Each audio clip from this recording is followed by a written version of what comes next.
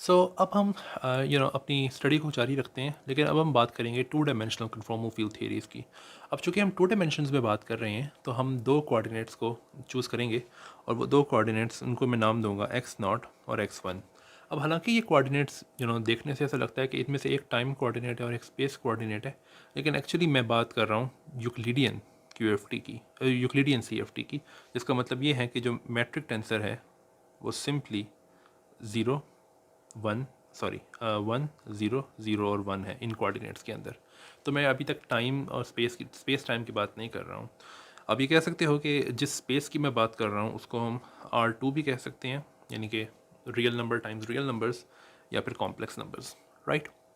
सो अब होगा ये कि इस पर्टिकुलर थियरी के अंदर हम ये देखेंगे कि जो कन्फॉर्मल ट्रांसफॉर्मेशंस की जो कंडीशन है वो क्या बनती है। तो अगर हम कुछ वीडियोस पहले रिकॉल करें, हमने देखा था कि कुछ वीडियोस पहले कि कन्फॉर्मल ट्रांसफॉर्मेशंस, अगर कोई भी ट्रांसफॉर्मेशन इस तरह से मैं लिख सकता हूँ इन्फिनिटेसिमली कि it's x mu goes to x mu plus epsilon mu, जो कि डिपेंड करता है एक्स पे।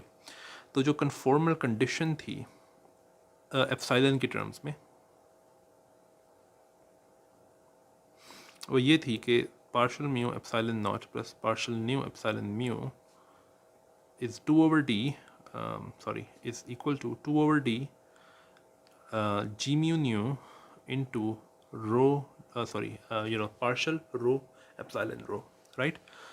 अब इसमें d जो है वो नंबर ऑफ डायमेंशंस है। अब अगर हम ऊपर वाले दो कोऑर्डिनेट्स यूज़ करें और d को 2 पुट करें, put d is equal to 2, और हम अब डिफरेंट म्यू और न्यू वैल्यूज़ के लिए देख सकते हैं कि ये इक्वेशन क्या बनती है। So if mu and is equal mu is equal to nu is equal to 0, this thing, तो ऊपर वाली इक्वेशन बनती है कुछ इस तरह से। 2 ओवर डी खत्म हो जाएगा because d is equal to 2, so g mu mu into this contraction. अब ये कॉन्ट्रैक्शन पहले हम कैलकुलेट कर लेते हैं। ये कॉन्ट्रैक्शन है इक्वल इसके g rho mu this thing. इसमें सिर्फ दो टर्म्स आती हैं, एक तो जब रो और न्यू दोनों ज़ीरो है, और एक जब रो और न्यू दोनों 1 है, बिकॉज मैट्रिक जो है वो डायगोनल है। 0 0 प्लस 1 1, राइट। अब इस रिज़ल्ट को अगर मैं यहाँ पे यूज़ करूँ, अगर इस रिज़ल्ट को मैं यहाँ पे यूज़ करूँ ऐसे, तो इक्वेशन कुछ यूँ बनती है कि 2 times this thing is equal to G 0 0, जो कि 1 के इक्वल है। तो इसका मतलब है कि सिर्फ ये कॉन्ट्रैक्शन आएगी, लेकिन इस कॉन्ट्रैक्शन का मतलब ये है कि दिस इक्वेशन इज़ ट्रू। तो ये पहली इक्वेशन आ रही है जो कि म्यू और न्यू को दोनों ज़ीरो पुट करके आ रही है। लेकिन अब आप ये चेक कर सकते हो एज एन एक्सरसाइज कि अगर म्यू और न्यू दोनों 1 के इक्वल हों तब भी यही इक्वेशन आती है, डिफरेंट इक्वेशन नहीं आती है तब भी। दूसरा केस ये है कि अगर म्यू और न्यू अनईक्वल हों, न्यू 0 हो फॉर एग्जांपल, और अगर न्यू 1 हो, तो अब जो इक्वेशन बनती है वो कुछ यूँ बनती है। अब is equal to G01 times the contraction, इस तरह कुछ आना चाहिए, लेकिन कॉन्ट्रैक्शन लिखने की ज़रूरत भी नहीं है because G01 is 0, because metric diagonal है। इसका मतलब ये है कि ये इक्वेशन भी सही है। और आप चेक कर सकते हो एज एन एक्सरसाइज कि अगर न्यू 1 हो और म्यू 1 हो और न्यू 0 हो, तब भी यही इक्वेशन आती है।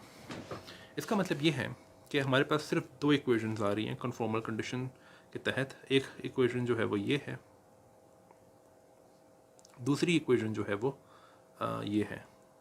इसको बल्कि स्टैंडर्ड तरीका लिखने का कुछ यूँ है 1 एंड 0। तो ये दो इक्वेशंस आ रही हैं कन्फॉर्मल कंडीशन के तहत, राइट। अब इन इक्वेशंस का मतलब क्या है? ये इन इक्वेशंस का मतलब समझने के लिए मैं ये करूँगा कि मैं, चूँकि हम एक प्लेन पे बात कर रहे हैं 2 डायमेंशंस में, तो मैं एक कॉम्प्लेक्स नंबर इंट्रोड्यूस करूँगा सच दैट कि उस कॉम्प्लेक्स नंबर्स के जो रियल और इमेजिनरी पार्ट्स होंगे they are x0 and x0 और x1।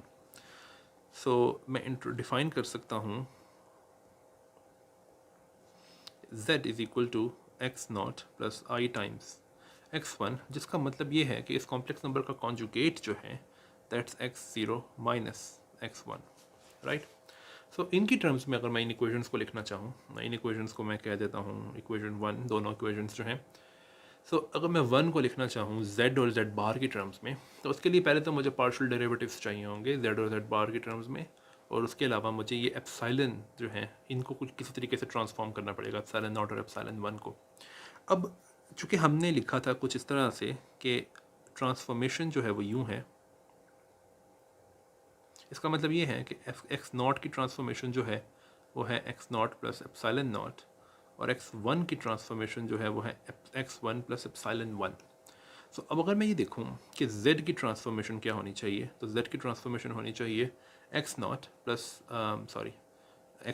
एप्सिलॉन नॉट, तो ये उसके रियल पार्ट की ट्रांसफॉर्मेशन है, plus i times x1 plus epsilon 1, तो ये उसके इमेजिनरी पार्ट की ट्रांसफॉर्मेशन है।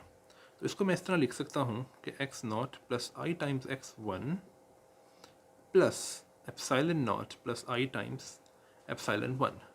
तो मैं इसको यूँ लिख सकता हूँ कि z प्लस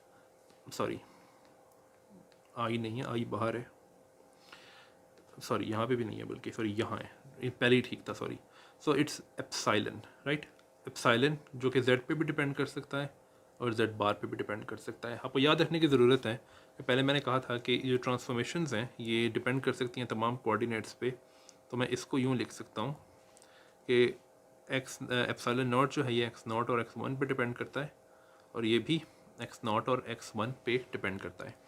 इसका मतलब ये है कि अगर मैंने इसको एप्सिलॉन लिखा है और जब एप्सिलॉन मैंने इसको कहा है epsilon not plus i times epsilon 1, तो एप्सिलॉन जो है वो डिपेंड कर सकता है z और z बार पे। ये बिल्कुल ऐसा ही है कहना कि ये डिपेंड करता है एक्स नॉट और x1 पे। तो इसी तरीके से जिस तरह हमने ये डिड्यूस किया है कि z goes to z plus epsilon, जो कि z और z बार पे डिपेंड कर सकता है, जहाँ पे एप्सिलॉन जो है वो इक्वल है epsilon not plus i times epsilon 1। इसी तरीके से आप डिड्यूस कर सकते हो कि z bar goes to z bar plus epsilon bar, जो कि डिपेंड कर सकता है z और z बार पे, जहाँ पे एप्सिलॉन बार जो है वो है एप्सिलॉन नॉट माइनस आई टाइम्स एप्सिलॉन 1, राइट। सो हमने एप्सिलॉन्स को का एनालॉग ढूंढ लिया है z कोऑर्डिनेट्स में। अब हमें पार्शियल डेरिवेटिव्स ट्रांसफॉर्म करने की ज़रूरत है। सो हमें पार्शियल नॉट जो है जिसका मतलब है कि partial over partial x not, इसको हम लिख सकते हैं partial over partial x not z chain rule लगा के, और दूसरी टर्म आएगी इस तरीके से। अब मैं एक शॉर्ट हैंड नोटेशन यूज़ करूँगा। शॉर्ट हैंड नोटेशन ये है कि पार्शियल जब मैं लिखूँ सिर्फ, तो वो होगा पार्शियल ओवर पार्शियल z, और पार्शियल बार का मतलब होगा पार्शियल ओवर पार्शियल z बार। ये कन्फ्यूजन पैदा नहीं करेगा। ऐसा लग सकता है कि पार्शियल को पार्शियल ओवर पार्शियल z की जगह लिखना कन्फ्यूजन पैदा कर सकता है, लेकिन एक्चुअली नहीं करेगा, राइट। हम देखेंगे ये आगे जाके। तो मैं ये लिख सकता हूँ कि partial naught is equal to partial z over partial x naught partial plus partial over partial x bar z bar over partial x naught partial bar. So अब हम ये दो डेरिवेटिव जो हमें चाहिए इनको हम कैलकुलेट कर सकते हैं, because z is equal to x naught plus i times x1 और z bar is equal to z x naught plus minus I times x1। तो इसका मतलब ये है कि partial z over partial x naught जो है दैट्स इक्वल टू 1, और इसी तरीके से partial z bar over partial x naught जो है दैट्स आल्सो 1, जिसका ये मतलब है कि partial naught is just partial plus partial bar. तो ये एक इक्वेशन हमें चाहिए होगी। दूसरी बात, हमने पार्शियल 1 को भी इसी तरीके से ट्रांसफॉर्म करना है। पार्शियल 1 का मतलब है partial over partial x1 and that's equal to partial z over partial x1 partial plus partial z bar over partial x1 partial bar.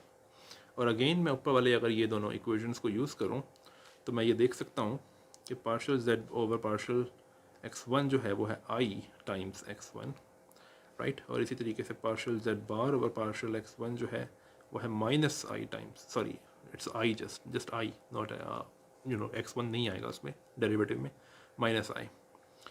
सो इसका ये मतलब है कि partial 1 is equal to I times partial minus partial bar. तो ये तीसरी equation है जो हमें चाहिए होगी, राइट। तो अब हम देख सकते हैं कि ट्रांसफॉर्मेशन कैसे होगी उन स्टार्ट में जो कन्फॉर्मल कंडीशंस आई थी उनकी। सो उसके लिए हमें एक और चीज़ करने की ज़रूरत है। हमने ये डिफ़ाइन किया था कि epsilon is equal to epsilon not plus i times epsilon 1 और epsilon bar is equal to epsilon minus I times epsilon 1। तो हम ये देख सकते हैं यहाँ से कि epsilon not is just epsilon plus epsilon bar over 2 और epsilon 1 is equal to epsilon minus epsilon bar over 2 i. तो ये भी हमें चाहिए होंगे। तो अब हम पहली इक्वेशन देखते हैं। सो कन्फॉर्मल कंडीशंस में से पहली इक्वेशन मैं लिखने लगा हूँ और उनको उसको हम ट्रांसफॉर्म करते हैं z कोऑर्डिनेट्स में। सो पहली इक्वेशन थी partial not epsilon not is equal to partial 1 epsilon 1। अब इन सब के एक्सप्रेशंस हमारे पास मौजूद हैं। सो पार्शल नॉट जो है वो है पार्शल प्लस पार्शल बार और एप्सिलॉन नॉट जो है वो है epsilon plus epsilon bar divided by 2। ये इक्वल होना चाहिए आई टाइम्स पार्शल माइनस पार्शल बार, ये पार्शल 1 का एक्सप्रेशन है, और एप्सिलॉन 1 का एक्सप्रेशन है epsilon minus epsilon bar over 2 आई, सॉरी, या आई थिंक दैट्स ट्रू। सो आप सबसे पहले तो ये देख सकते हो कि ये आईज कैंसिल हो जाते हैं और ये दोनों साइड से 2 कैंसिल हो जाता है।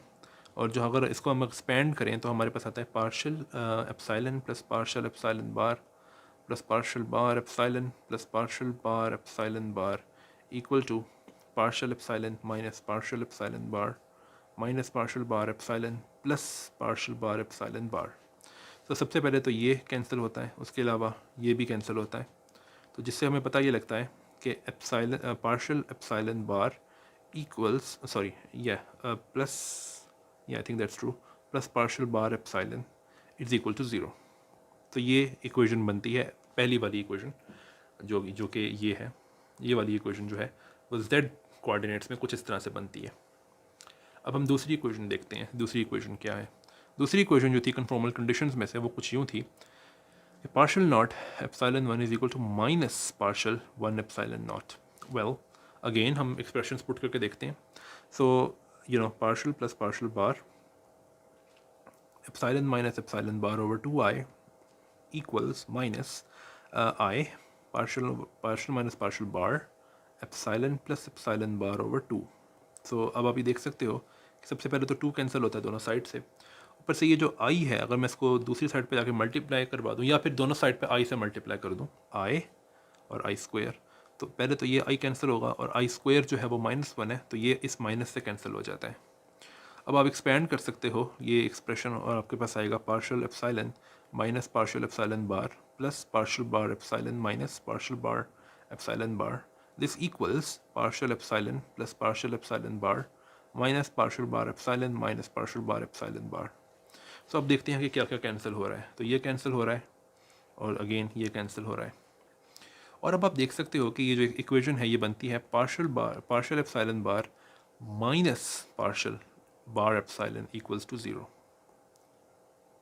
राइट। सो ये दो इक्वेशंस हमारे पास हैं जो बॉक्स्ड इक्वेशंस हैं। एक ये इक्वेशन है और एक ये इक्वेशन है। इसमें आप देख सकते हो कि दो ही क्वांटिटीज़ हैं, एक है पार्शल एप्सिलॉन बार और एक है पार्शल बार एप्सिलॉन। ये दोनों की दोनों क्वांटिटीज़ जो हैं एक इक्वेशन में ये हो रहा है कि इनका सम 0 है और एक इक्वेशन में हो रहा है कि इनका डिफरेंस 0 है।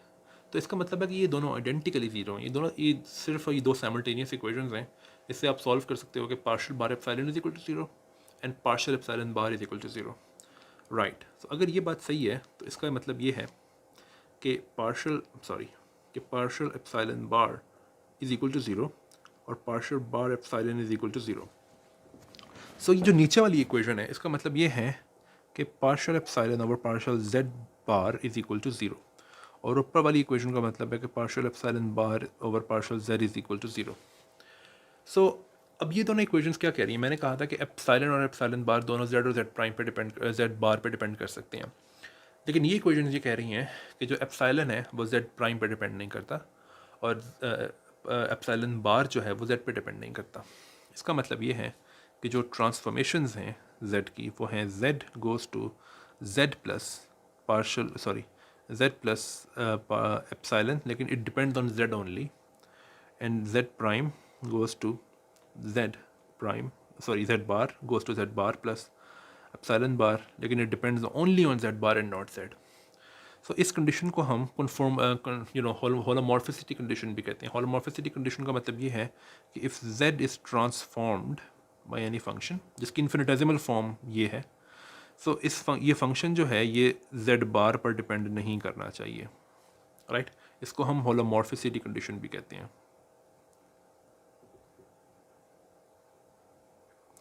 इसको एक और तरीका है देखने का। इसका तरीका ये है कि अगर सपोज करो कि z जो है वो ट्रांसफॉर्म हो रहा है किसी भी फंक्शन से, राइट, और अगर वो ये होलोमॉर्फिसिटी कंडीशन को सेटिस्फाई करे तो ये जो फंक्शन होता है f, इसको हम कहते हैं एनालिटिक या होलोमॉर्फिक फंक्शन, ठीक है। सो f इज़ एनालिटिक और होलोमॉर्फिक, राइट। तो एनालिटिक का मतलब ये भी होता है कि इस फंक्शन के डेरिवेटिव्स एग्जिस्ट करते हैं, इन्फिनिटली मैनी डेरिवेटिव्स एग्जिस्ट करते हैं। और होलोमॉर्फिक जो है वो एनालिटिक कहने का ये एक और तरीका है। और ये जो होलोमॉर्फिसिटी कंडीशन है इसको कभी कभी, यानी कि ये वाली जो कंडीशन है partial f over partial z is equal to zero, ये इसको कभी कभी कॉशी-रीमान कंडीशंस भी कहते हैं।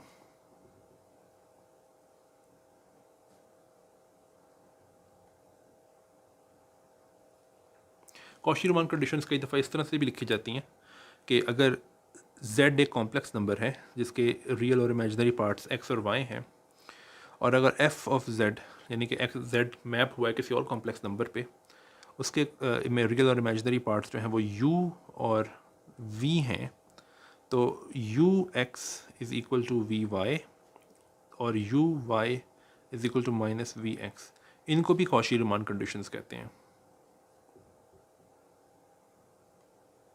ये कॉम्प्लेक्स एनालिसिस अगर आपने पढ़ा हो ग्रेजुएट अपनी अंडरग्रेड में तो आपने ये ज़रूर पढ़ी होंगी। लेकिन ये जो तरीका है लिखने का, ये भी कॉशी-रीमान कंडीशन है। आप इन कंडीशन से, ये जो मैंने नीचे लिखी हैं ये दोनों, इनसे ये डिराइव कर सकते हो ऊपर वाली कंडीशन, ठीक है। सो ये मुश्किल नहीं है कोई, ये दोनों इक्विवेलेंट कंडीशंस हैं। सो इसका मतलब ये है कि हमें ये अभी तक ये समझ आई है कि टू डायमेंशंस में कन्फॉर्मल ट्रांसफॉर्मेशंस का मतलब ये है कि जितने भी ट्रांसफॉर्मेशन फंक्शंस हैं जो कि z को ट्रांसफॉर्म कर रहे हैं, they have to be analytic functions या होलोमॉर्फिक फंक्शंस। और जितने भी z बार को ट्रांसफॉर्म कर रहे हैं उनको हम कहते हैं एंटी होलोमॉर्फिक फंक्शंस। सो वो फंक्शंस जो कि z बार पे डिपेंड ना करें, दे आर कॉल्ड होलोमॉर्फिक, और वो फंक्शंस जो z पे डिपेंड ना करें उनको हम कहते हैं एंटी होलोमॉर्फिक, राइट। अब आप ये देख सकते हो कि सॉरी, कि ये जो z है ये ट्रांसफॉर्म होता है इस तरह से कि it goes to some function जिसकी इन्फिनिटेसिमल फॉर्म ये है कि z plus some small thing जो कि z पे डिपेंड करती हो, राइट। इसकी फाइनाइट फॉर्म जो है वो f ऑफ z है, एनी फंक्शन, और z बार जो है इट ट्रांसफॉर्म्स लाइक दिस, और इसकी फाइनाइट फॉर्म जो है वो है f बार कर लेते हैं इसको, राइट। तो ये ऐसा दिखने में ऐसा लग रहा है कि दे transform independently of each other, ठीक है। हालांकि z बार जो है वो कॉन्जुगेट है z का, लेकिन it looks like as if के z और z बार जो हैं वो इंडिपेंडेंट हैं एक दूसरे के, तो ट्रांसफॉर्म इंडिपेंडेंटली होते हैं, राइट, हैं तो एक दूसरे के कॉन्जुगेट। सो अब आगे जाके भी ऐसे एग्जांपल्स हम देखेंगे कि जिनसे ये पता लगेगा कि z और z बार जो है वो they transforming independently of each other. So calculations में कई दफ़ा ईज़ ऑफ कैलकुलेशन के लिए ये किया जाता है कि हम z और z बार को इंडिपेंडेंट कॉम्प्लेक्स नंबर्स एज्यूम करते हैं, और हाँ कभी कभी हमें ऐसा करना पड़ता है हमें कि z और z बार को हमें इस तरह से रिलेट करना पड़ता है कि z bar is the conjugate of z। So मैं ये कहना चाह रहा हूँ कि z and z bar are sometimes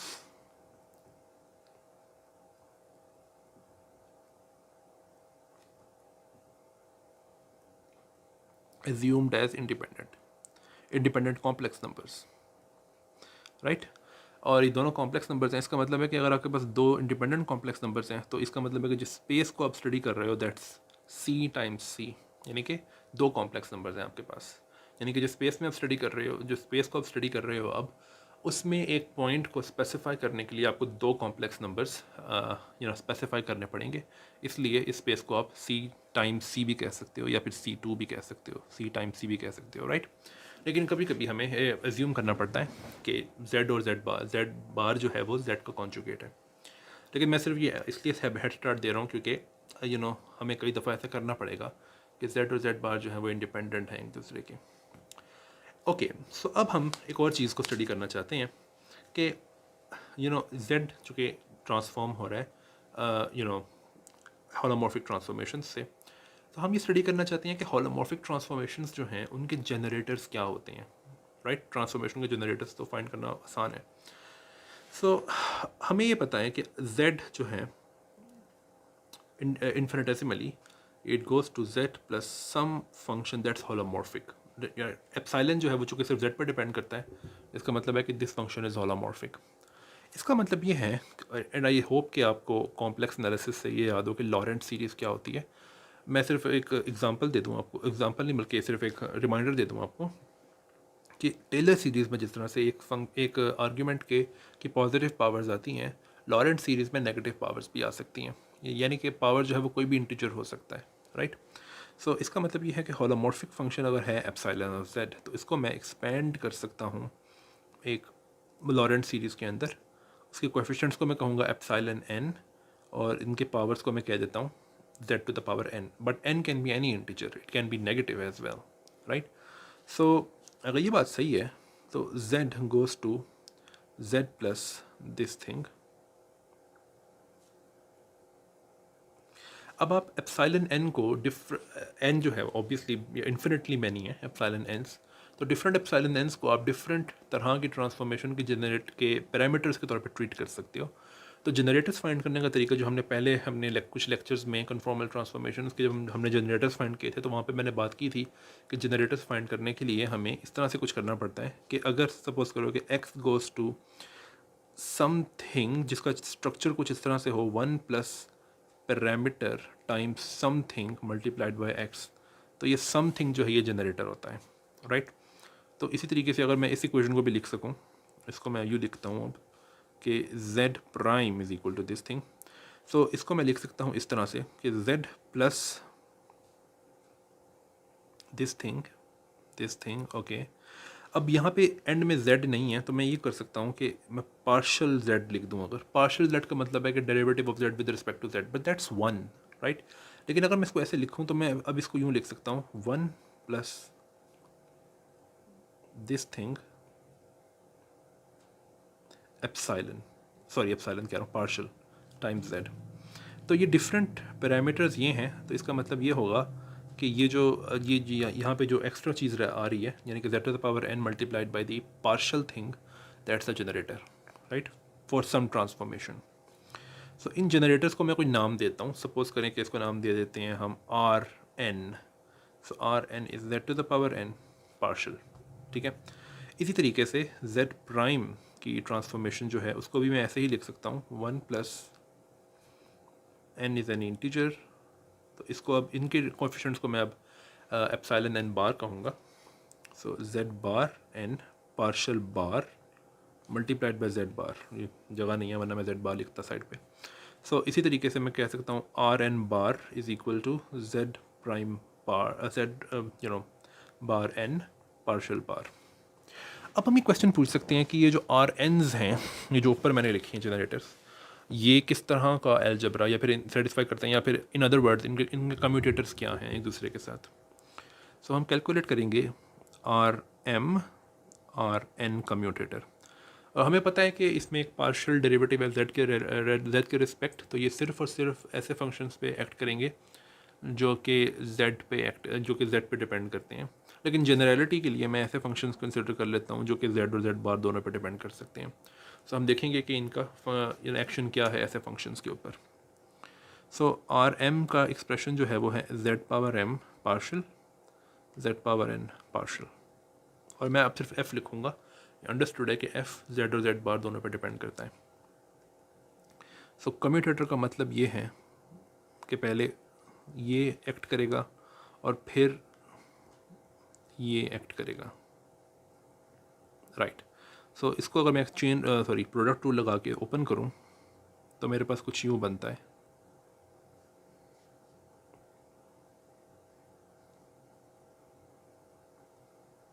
ये पहली टर्म को ओपन किया है मैंने, और अब ये दूसरी टर्म है।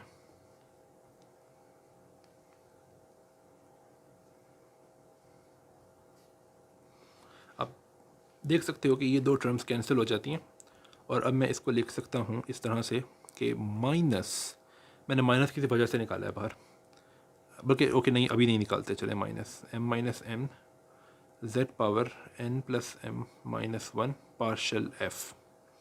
सो हमें ये याद करने की ज़रूरत है कि ये जो चीज़ लिखी हुई है that's nothing but m r m plus n minus one, because r m की डेफिनेशन थी z power m minus multiplied by partial, right, multiplied by multiplied by f, multiplied बल्कि acting on f। तो ये मैं remind कर रहा हूँ कि ये था r m are n acting on f, जिसका ये मतलब है कि r m are N is n minus m, sorry इसको मैं यहाँ लिख देता हूँ, n minus M R N plus m minus one. अब ये एक एल्जेब्रा है जो कि ये सेटिस्फाई करते हैं आर्स। आप एग्जैक्टली ये शो कर सकते हो कि चूँकि आर और आर बार की जो फॉर्म है वो सेम है, तो अब ये चेक कर सकते हो कि आर बार्स जो हैं वो भी सेम एल्जेब्रा सेटिस्फाई करते हैं,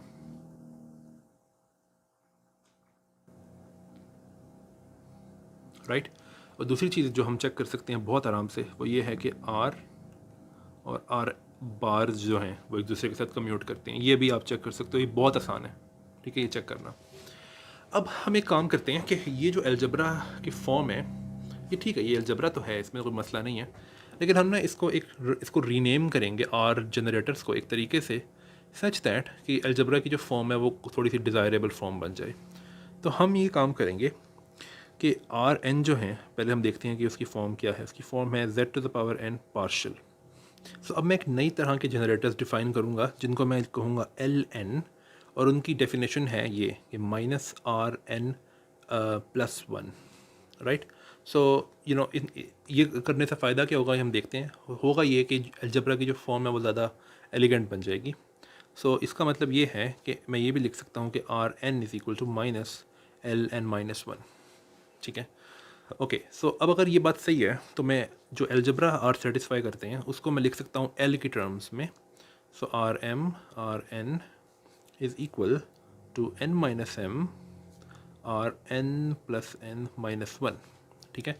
सो अब अगर मैं ये ऊपर वाली डेफिनेशन रेड कलर में जो है आर, जो आर को एक्सप्रेस करती है एल की टर्म्स में, अगर मैं वो लिखूँ तो ये बनता है minus l m minus one minus l n minus one equals n minus m minus l m plus N minus one, लेकिन अब ये माइनस टू हो जाएगा, ठीक है। अब एक कुछ चीज़ें हम इमीडिएटली देख सकते हैं। पहली चीज़ तो ये कि दोनों माइनस कैंसिल हो जाएंगे। दूसरी चीज़ ये कि ये माइनस जो है ये कर देगा इसको m माइनस एन। और लास्ट चीज़ ये कि अगर हम m माइनस एन, क्योंकि m जो है वो कोई भी इंटीजर है, राइट, तो इसको अगर हम m लिखें, रीनेम कर दें, अगर हम n माइनस एम को अगर हम m का n कर दें, तो इसका मतलब ये होगा कि n plus N minus two जो है that's just m plus n. ये आप देख सकते हो, वो इसलिए क्योंकि ये जो है ये इक्वल है m minus one plus N minus one, लेकिन m माइनस वन तो m हो गया है और n माइनस वन जो है वो n हो गया है, तो इसलिए ये m प्लस n आएगा। तो इसका मतलब है कि मैं अलजबरा को इस तरह लिख सकता हूँ L N m minus N L m plus N. So ये बहुत बेहतर फॉर्म है इस अलजबरा की। और मैं अगर आपको याद कराऊँ तो मैंने डिफ़ाइन इस तरह से किया था कि L n is minus are N plus one. तो आर एन की जो डेफिनेशन थी अगर मैं वो यूज़ करूँ तो ये बनता है एन प्लस वन पार्शल। तो ये एल एन की डेफिनेशन है, ये काफ़ी ज़रूरी डेफिनेशन है, इसलिए मैं इसको मैं यूज़ करूँगा बाद में। सो अब आप ये भी देख सकते हो कि अगर मैं इसी तरीके से एल एन बार डिफ़ाइन करूँ जो कि इक्वल हो R bar N plus one, तो इसका मतलब होगा कि L N bar is equal to minus Z bar N plus one partial bar, ठीक है। और ये डिफ़ाइन करने से भी अगेन ये जो अलजबरा है ये सेम अलजबरा बनेगा जो कि मैंने ऊपर लिखा है, that's m minus N l bar N plus m. और अगेन आप ये भी देख सकते हो, काफ़ी ट्रिवियल है देखना ये कि ये दोनों अभी भी कम्यूट करते हैं, राइट। सो ये दोनों अलजबराज, और मैं पहला अलजबरा दोबारा लिख दूँ जो कि सेम है एल बार अलजबरा के, अलजबरा से सेम है वो है कुछ यूँ। सो इस अलजबरा को हम कहते हैं विट अलजबरा, जो कि बहुत ज़रूरी है कन्फॉर्मल फील्ड थ्योरी के लिए। और इसका ताल्लुक कुछ हद तक स्ट्रिंग थ्योरी से भी है। वो इसलिए है क्योंकि स्ट्रिंग थ्योरी में एक और अलजबरा यूज़ होता है जो कि रिलेटेड है बिट अलजबरा से, और उसको हम स्टडी करेंगे बिकॉज वो कन्फॉर्मल थ्योरी के लिए भी बहुत ज़्यादा रेलिवेंट है, जिसको हम कहते हैं विरासोरो अलजबरा। लेकिन ये बिट अलजबरा काफ़ी हद तक सेम है विरासोरो अलजबरा से, जो कि हम बाद में स्टडी करेंगे। सो ये बिट अलजबरा जो है, इसमें आप देख सकते हो कि कितने जनरेटर्स हैं। इसमें इन्फिनिट नंबर ऑफ जनरेटर्स है बिकॉज n और m जो हैं ये कोई भी इंटीजर हो सकता है। तो it's an infinite dimensional algebra. और अगेन आप देख सकते हो कि चूँकि ये ज़ीरो है, इसका मतलब ये है कि जो जनरेटर्स z को ट्रांसफॉर्म करते हैं और जो जनरेटर्स z प्राइम को ट्रांसफॉर्म करते हैं, they just commute with each other. इसका मतलब है कि वो इंडिपेंडेंट हैं एक दूसरे से, राइट। तो ये बहुत अच्छा क्या कहते हैं फैक्ट है जो कि मोटिवेट करता है हमारे उस अजम्पशन को कि z और z बार को हम कई दफ़ा इंडिपेंडेंट कोऑर्डिनेट्स के तौर पे लिख सकते हैं because they transform independently. Okay, so अब इसमें एक और चीज़ है जो कि एड्रेस करना ज़रूरी है, फिर हम इस वीडियो को ख़त्म करते हैं। हमारे पास एक अलजबरा है जो कि इन्फिनिट डायमेंशनल अलजबरा है, लेकिन क्या ये बात सही है कि इन तमाम इन्फिनिट जनरेटर्स के कॉरेस्पॉन्डिंग एक ग्रुप है ये जो कि ग्लोबली डिफाइंड ग्रुप है, ये राइट। क्योंकि एक जनरेटर का मतलब है एक पर्टिकुलर ट्रांसफॉर्मेशन। तो मैं कह ही रहा हूँ कि क्या हर जनरेटर के कॉरेस्पॉन्डिंग एक ऐसी ट्रांसफॉर्मेशन एग्जिस्ट करती है जो कि ग्लोबली डिफाइंड है, यानी कि हर जगह पे डिफाइंड है, हर पॉइंट पे डिफाइंड है? वेल, आंसर है नहीं। और उसकी रीज़न ये है कि हम देख सकते हैं कि इनमें से कुछ जनरेटर्स हैं जो कि ब्लो अप कर जाते हैं when z go to particular values. Blow up करने का मतलब है कि इनकी सिंगुलैरिटी है, वो जनरेटर जो है वो इन्फिनिट हो जाते हैं। सो हम देखेंगे कि वो कौन से जनरेटर्स हैं जो कि ग्लोबली डिफाइंड हैं, यानी कि वो कहीं पे भी इन्फिनिट नहीं होते हैं।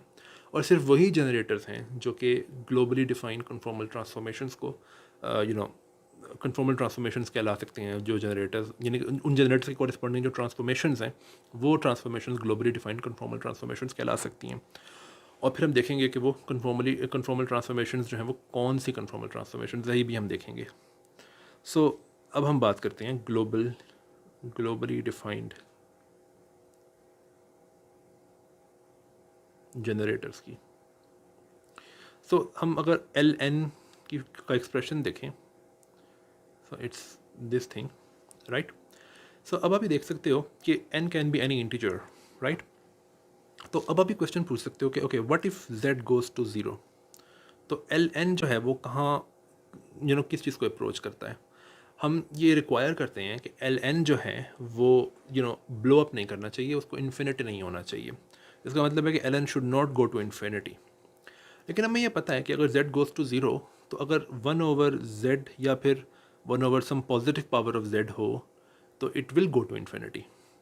इसका मतलब है कि अगर z की कोई पावर हो, ये जैसे कि यहाँ पे n पावर 1 है, तो n+1 जो है ये नेगेटिव नहीं होना चाहिए, बिकॉज अगर ये नेगेटिव हो तो it will be something like 1/z power z some positive power. तो वो 1/z टाइप चीज़ें जो हैं वो हमेशा इन्फिनिटी को जाती हैं जब z goes to infinity.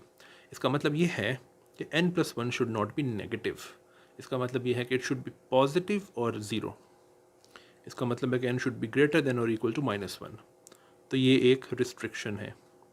But क्या ये वाहिद रिस्ट्रिक्शन है इनके ऊपर? कोई और रिस्ट्रिक्शन हम लेकर आ सकते हैं? वेल, उसके लिए मुझे एक पॉइंट एड्रेस करने की ज़रूरत है। मैं अब ये चाहता हूँ कि हम ये क्वेश्चन पूछें कि what happens if z goes to infinity. But wait, क्या इन्फिनिटी को हम जो कॉम्प्लेक्स प्लेन है उसका हिस्सा मान रहे हैं या नहीं? वेल, ज़्यादातर नहीं माना जाता इसको हिस्सा, लेकिन बात यह है कि हम देखेंगे कि स्ट्रिंग थ्योरी के लिए ये ज़रूरी है कि हम कैलकुलेशंस करें रीमान स्फीयर के ऊपर। रीमान स्फीयर का मतलब ये होता है कि सपोज़ करो कि अगर हमारे पास ये कॉम्प्लेक्स प्लेन है और ये कॉम्प्लेक्स प्लेन का ओरिजिन है, राइट। तो हम एक स्फीयर बनाते हैं जो कि इस तरह आधा ऊपर है और आधा नीचे है, और उसका सेंटर इस कोइंसीड करता है इस कॉम्प्लेक्स प्लेन के ओरिजिन से, और इसका रेडियस 1 ले लेते हैं, राइट। फिर हम ये कर सकते हैं कि हम कॉम्प्लेक्स प्लेन पे मौजूद हर पॉइंट को मैप कर सकते हैं इस स्फीयर के ऊपर। कैसे कर सकते हैं? वो इस तरह कर सकते हैं कि आप ये इसको आप नॉर्थ पोल कह दो इस सर्कल का, इस स्फीयर का, और फिर आपने सपोज़ करो इस पॉइंट P को मैप करना है स्फीयर पे। तो उसका तरीका ये है कि आप इस नॉर्थ पोल से इस पॉइंट तक एक लाइन बनाओ, और ये लाइन जहाँ पे भी इस स्फीयर को कट करेगी वो दरअसल इस पॉइंट P का इमेज है, ठीक है। और आप देख सकते हो कि हर पॉइंट एक यूनिक पॉइंट के ऊपर मैप होता है इस तरह से, सिवाय all the points that are at infinity, because infinity हर जगह से आती है। अगर आप कॉम्प्लेक्स वे में देखो तो जिस डायरेक्शन में आप देखो तो वहाँ पे इन्फिनिटी है। लेकिन आप देख सकते हो कि अगर हम यही इस तरीके से मैपिंग करें तो ये जितने भी पॉइंट्स होंगे इन्फिनिटी पे, जितने भी डायरेक्शंस में हैं, वो सब के सब मैप होते हैं इस नॉर्थ पोल के ऊपर, राइट।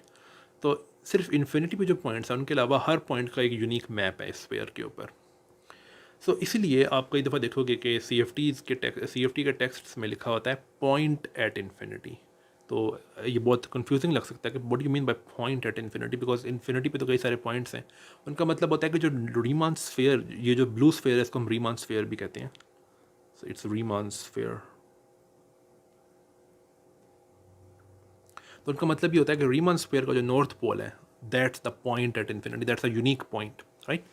सो इस मैपिंग को, ये जो मैंने मैपिंग आपको बताई है, इसको हम स्टीरियोग्राफिक प्रोजेक्शन भी कहते हैं। कई दफ़ा आई थिंक स्टीरियोग्राफिक प्रोजेक्शन ज़्यादातर यूज़ होता है कि एक स्फीयर से प्लेन के ऊपर मैप करने को हम ज़्यादातर स्टीरियोग्राफिक प्रोजेक्शन कहते हैं, लेकिन इसको उल्टे को भी आप कह सकते हो स्टीरियोग्राफिक प्रोजेक्शन, राइट। सो अब ये रहा है कि अगर हम रीमान स्फीयर पे कॉम्प्लेक्स एनालिसिस करना चाहते हैं, जो कि बहुत ज़रूरी है स्ट्रिंग थ्योरी के लिए, अगर आप tree level diagrams string theory में होती हैं, ट्री लेवल डायग्राम्स अगर आप कैलकुलेट करना चाहते हो तो it's kind of like doing CFT on a sphere.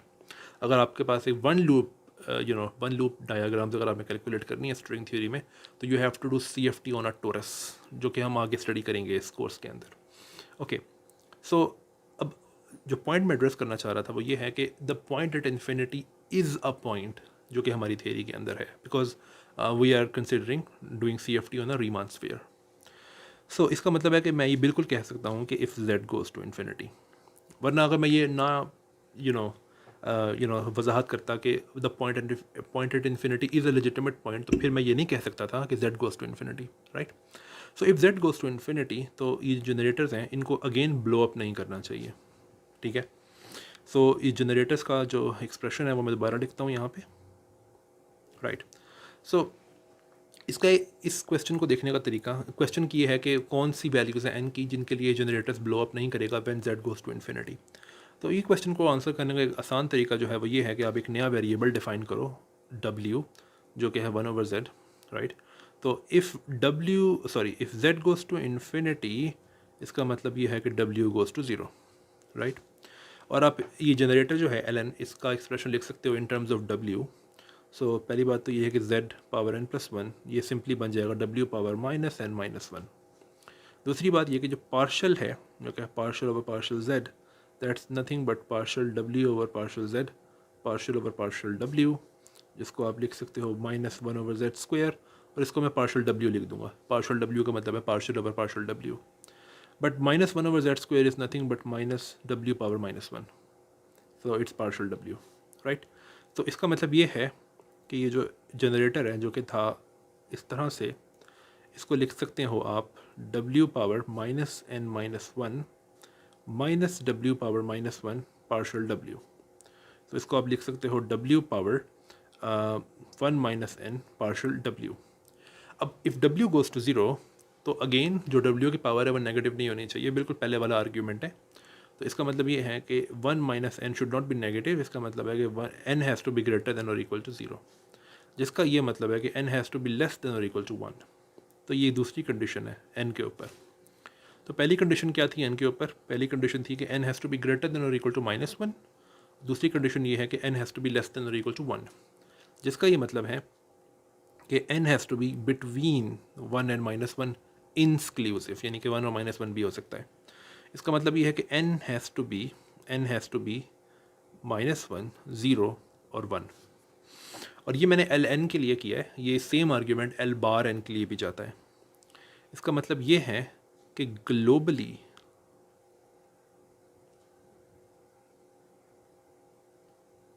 Defined generators जो हैं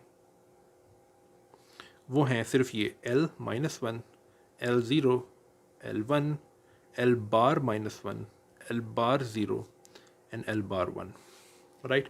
तो इसका मतलब ये है कि हमारे पास ये सिर्फ 6 जनरेटर हैं जो कि ग्लोबली डिफाइंड ट्रांसफॉर्मेशंस देते हैं, और जो कन्फॉर्मल ग्रुप होगा जो कि फाइनाइट ट्रांसफॉर्मेशंस का ग्रुप है जो कि कन्फॉर्मल है, वो सिर्फ इन 6 जनरेटर से बनना चाहिए।